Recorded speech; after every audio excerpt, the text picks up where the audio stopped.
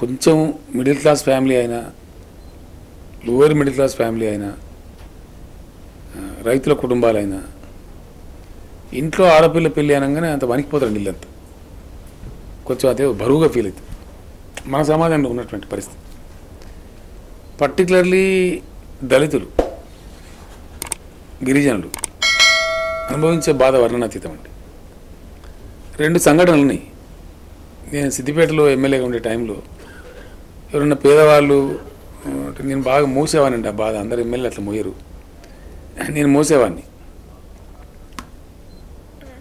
నాగలు దుంతుంటే నాగటి మీద ఎద్దు చచ్చిపోయింది అంటారు తెలంగాణలో.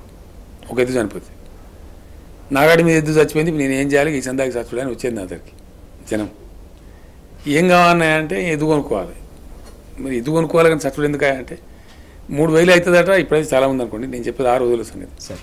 3000కి వస్తుందట ఎద్దు, మరి నా దగ్గర 1500 ఉంది అంటే నేను ఏదో చేసి ఆయనకు 1500 సర్దుబాటు చేసి పంపించి నువ్వు పోను మంచిగా అని చెప్పి ధైర్యం చెప్పి పంపాను. అది బాగా అలవాటు వచ్చింది ఆ ప్రాంతంలో, జనానికి అలవాటు వచ్చేసి వచ్చేవాళ్ళు. పెళ్ళిళ్ళ గురించి కూడా చాలా వచ్చేవాళ్ళు. నేను 3-4 వేల మంది పెళ్ళిళ్ళు కూడా చేశాను అక్కడ ఎమ్మెల్యే ఉండే టైంలో. పేదలు. ఒకరోజు చాలా క్రిటికల్ అనుభవం ఏంటంటే, నా కాన్స్టిట్యున్సీలో అప్పుడు చిన్నకోడుము మండలంలో ఒక రామాంచ అని ఒక గ్రామం ఉంటుంది. ఆ గ్రామానికి చెందినటువంటి ఒక దళిత మహిళ, నేను 2-3 గ్రామాలకు కదా పర్యటన పోవాలా, ఇంట్లో నుంచి బయటకు వస్తుంటే నేను డోర్ బయట దాడగానే సార్ దండం పెడితే 5 రోజులకి వచ్చింది. ఏందమ్మా అంటే, నా బిడ్డ పెళ్ళి ఎత్తిపోయేటట్టున్నా సార్. ఎందుకు ఎత్తిపోద్దమ్మా అంటే, నేను ఎప్పుడున్నది పెళ్ళి అంటే రేపే ఉంది. ఎందుకు ఎత్తిపోతుంది పెళ్ళి అంటే, సార్ అప్పుడు మేము సైకిల్ పెడతామని ఒప్పుకున్నాం పిల్లగానికి, ఇప్పుడు డబ్బులు వెళ్తలేవు, మా దగ్గర డబ్బులు లేవు, పెట్టలేకపోతున్నాం, దానివల్ల వాళ్ళు చేసుకుంటట్లేరు సార్, పెళ్ళి ఎత్తిపోతాం.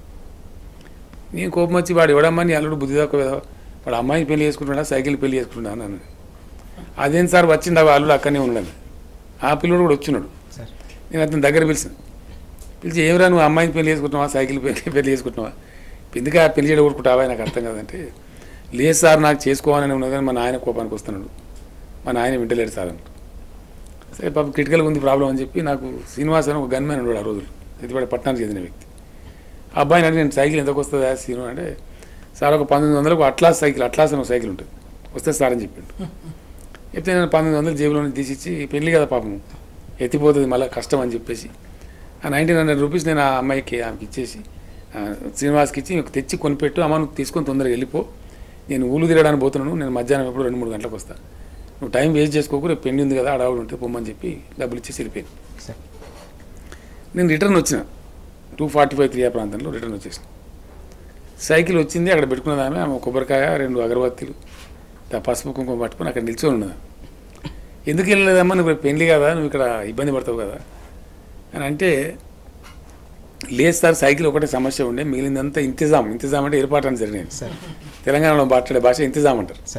మిగిలిందంతా ఇంతిజాం అయిపోయింది సార్, ఇది ఒకటే ఇబ్బంది ఉండే, ఇది మీరు ఇచ్చిండ్రు కదా నాకు అని చెప్పి మరి ఎందుకు నువ్వు ఎంతసేపు అంటే, మీతో కొబ్బరికాయ కొట్టుకొని పోదామని. కొబ్బరికాయ కొట్టిన నేను, పసుపు కుంకుమ వేసి అగరబత్తులు ముట్టించి దండం పెట్టి కొబ్బరికాయ కొడితే, ఆ అల్లుడు ఎవరైతున్నారో ఆమె బిడ్డ కూడా వచ్చింది, ఆమె కూతురు కూడా, పెళ్లి చేసుకునే అమ్మాయి కూడా వచ్చింది. ఆ అల్లుడు సైకిల్ దొక్కుతున్నాడు, ఆయన చేసుకోపోయే అమ్మాయి ముందు కూర్చుంది సైకిల్ మీద, ఈ అత్తగారే వెనక క్యారియర్ మీద కూర్చుంది. వాళ్ళు ముగ్గురు కలిసి పోయినారు. అట్లా నిజంగా ఆ సీన్ నా జీవితంలో నేను మర్చిపోలేనండి. దానిలో నుంచి వచ్చే సంతోషం, అనుభూతి ఎంత గొప్పగా ఉంటుందంటే, I really felt very happy. చాలా గొప్పగా అనుభూతికి పోయినాను ఆ రోజు. అట్లనే నేను ఇంకోసారి వరంగల్ జిల్లా పర్యటన పోయినప్పుడు, అక్కడ ఒక లంబాడి తండ ఫైర్ యాక్సిడెంట్ అయి కాలిపోయింది. ఒక అతను వచ్చిన కాలు మీద పడ్డాడు, పరిగెత్తుకొచ్చి ఎంత రిక్వెస్ట్ చేసినా కాలు వదిలిపెట్టాడు. నా కాలు తడుస్తున్నాయి కింద, అంత ఏడుస్తున్నాడు అతను. ఏంది బ్రదర్ నువ్వు అంత ఎందుకు ఏడుస్తున్నావు, నాకు అర్థం కాదు, ఎందుకు ఇబ్బంది పడుతున్నాను అంటే, లేపు నువ్వు లేవు, ఆయన సమస్య చెప్పాయంటే, నా బిడ్డ పెళ్లి ఆగిపోతుంది సార్, ఇప్పుడు నేను శ్రీరామనవమి వెళ్ళాక పెళ్లి చేద్దామని 70,000 అలా దాచుకున్నా, ఇంట్లో కాలిపోయినాయి, ఇప్పుడు నేను ఏం చేయాలి, నేను ఉరిపెట్టుకుంటా, నేను చచ్చిపోతాను, నువ్వు సావకు, నీకు నేను నా డబ్బు ఇస్తా, డబ్బు ఇవ్వడం కాదు, నేను స్వయంగా వచ్చి ఆ పెళ్లికి ఆదరైతాను చెప్పాను. అది ఇప్పుడు వరంగల్లో ములుగు నియోజకవర్గంలో ఎక్కడ మారుమూల ప్రాంతంలో ఉంటుంది. సో నేను చెప్పిన అతన్ని చేసినాం. ఆ స్థానికంగా ఉండే నాయకులు కూడా చెప్పాను, సార్ మాట అంటే తప్పడు, నీకు తెలియదు, తప్పకుండా నీకు డబ్బులు వస్తాయా, నువ్వు రందిపడకని చెప్పాను. ఆ తర్వాత నేను వచ్చేసాను. మళ్ళీ నాయకులు చెప్పిండు, అక్కడ పెళ్లి ఎప్పుడు పెట్టుకుంటో చెప్పండి, డబ్బులు పంపిస్తాను. సరే ఆ శ్రీరామనవమి పోయిన తర్వాత అతను డబ్బు పెళ్లి పెట్టుకున్నాడు, నా దగ్గరికి వచ్చిండు, నేను డబ్బులు ఇచ్చి పంపించాను. సార్ పెళ్లికి తప్పక రావాలని రిక్వెస్ట్ చేసిండు. నేను ఆ పెళ్లికి పోయినా, అటెండ్ అయినా.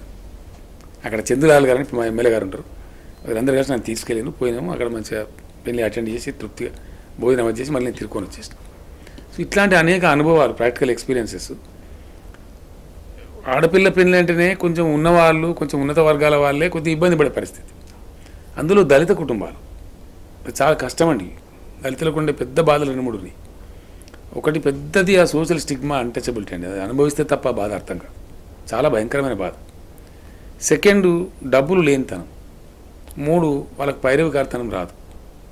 పైరవి చేసి పెట్టేవాడు కూడా వెళ్ళాడు, ఆదరించే వాళ్ళు చాలా తక్కువ.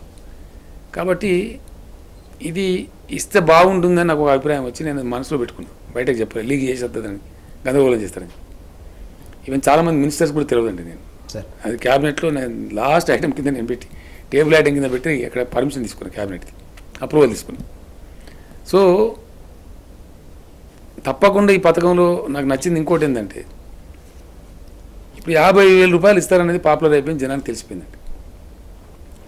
రాష్ట్ర ప్రభుత్వం హైదరాబాదులో ఎక్కడనో, మహబూబ్నగర్లోనో, ఎక్కడనో నిజామాబాద్లోనో, ఎక్కడనో ఆదిలాబాద్ జిల్లాలోనో ఒక గిరిజన అమ్మాయికో, ఒక దళిత అమ్మాయికో పెళ్ళికో 50,000 రూపాయలు రిలీజ్ చేస్తే నేరుగా రూపాయి కూడా తగ్గకుండా ఆ 50,000 నేరుగా వాళ్ళ చేతిలో పోతుంది. ఎక్కడ తరుగు ఉండదు, అసలు మధ్యలో కూడా కొట్టేసే దూరం ఆలోచన లేదు. ఇంకా పారదర్శకత ఉంటుంది పథకంలో.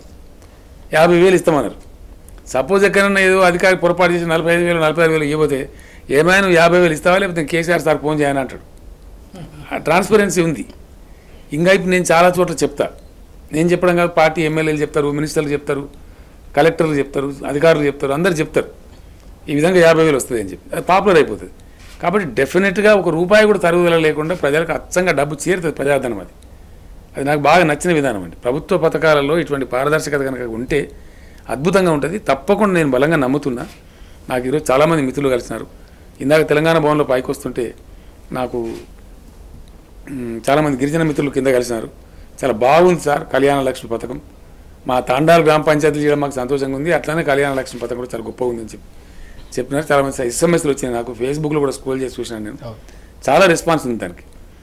అయితే ఇది చాలా గమ్మత్తు జరిగిందండి. నిన్న క్యాబినెట్లో పెట్టిన తర్వాత పసుపు కుంకుమ అని కొందరు చెప్పారు. పథకానికి ఏం పేరు పెడితే బాగుంటుంది, పుస్తెం మట్టలు అని పెడితే బాగుంటుందని ఇంకోళ్ళు చెప్పారు. మినిస్టర్లు నేను అడిగిన, మినిస్టర్స్ క్యాబినెట్లో అప్పటికప్పుడు ఉన్నటువంటి కొంతమంది అధికారులను, ఎందుకంటే ఇక్కడ మనం ఏమనుకుంటామో మెజార్టీ ఏదంటే కన్సెన్సస్ అదే, బయట కూడా సమాజం అదే అనుకుంటుంది అని అడుగుతుంటే అందులో ఈ రాము నా కొడుకు ఐటీ పంచాయతీరాజ్ మినిస్టర్ ఉన్నాడు, అతను చెప్పిండు ఆ పేరు కళ్యాణ లక్ష్మి అని పెడితే బాగుంటుందేమో.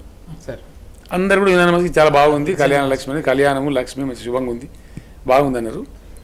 నా సెక్రటరీస్ ఉంటారు అక్కడ, నరసింహరావు గారు చీఫ్ సెక్రటరీ గారు, స్మితా సబర్వాల్ని ఇంకో సెక్రటరీ కూడా ఉంటారు. వారిని అడిగిన వారు కూడా అన్నది బాగుంది సార్, సౌండింగ్ వెరీ వెల్, మంచిగా ఉంది, శుభంగా ఉంది పేరు అని చెప్తే ఆ పేరును ఖరారు చేసాం. నిజంగానే బాగా క్యాచ్గా బాగా పాపులర్ అయింది. ఈ పథకం డెఫినెట్గా గిరిజన అమ్మాయిలకు, దళిత అమ్మాయిలకు తప్పకుండా ఉపయోగపడుతుంది. చాలా పేదవాళ్ళు ఎవరైతే ఉంటారో ఈ 50,000 వాళ్ళ పని అయిపోద్దండి ఆల్మోస్ట్. నిజంగా నిరుపేదలు, బాగా బాటం లైన్ ఉండేవాళ్ళు, ఎక్కడ ఏం అతిగతి లేని వాళ్ళు ఉంటారు కదా, వాళ్ళకి అందులోనే ఆ పెళ్లి జరిపోయే ఆస్కారం కూడా ఉంటుంది. సో కొంచెం పరిస్థితి బాగున్న వాళ్ళైతే ఇంకో 10,000-20,000 కలుసుకొని కొంచెం మంచిగా చేసుకునే వెసులుబాటు వస్తుంది. మెయిన్ ఇంతజాం జరిగిపోతుంది, ఆ ఇంతజాం అనేది జరుగుతుంది. నేను I'm happy about the scheme అండి. ఇది మంచి స్కీమ్, తప్పకుండా మంచి ఫలితాలు కూడా ఇస్తుంది. కొంచెం ఆ ఇళ్లలో ఇప్పుడు ఆ బాధ పోతుంది. పెరిగిన అమ్మాయి ఉంటే వాళ్ళు మాకు ఒక రిలీఫ్ వచ్చిందని ఫీల్ అవుతారు ప్రజలు. ఆ రిలీఫే నేను కోరుకునేది. తెలంగాణ సమాజంలో ఉన్న బాధ, ఇట్లాంటి బాధలు చాలా పోవాలి. ఇంకా ఇది ఆరంభమేనండి. అందుకే ఇందాక చెప్పాను రాజుగారు, sir this is only beginning of it. ఇట్లా చాలా ఉంది, చాలా చాలా చాలా ఇబ్బందులు ఉన్నాయి. ఒకటి క్రమంగా చేసుకుంటూ పోతాం.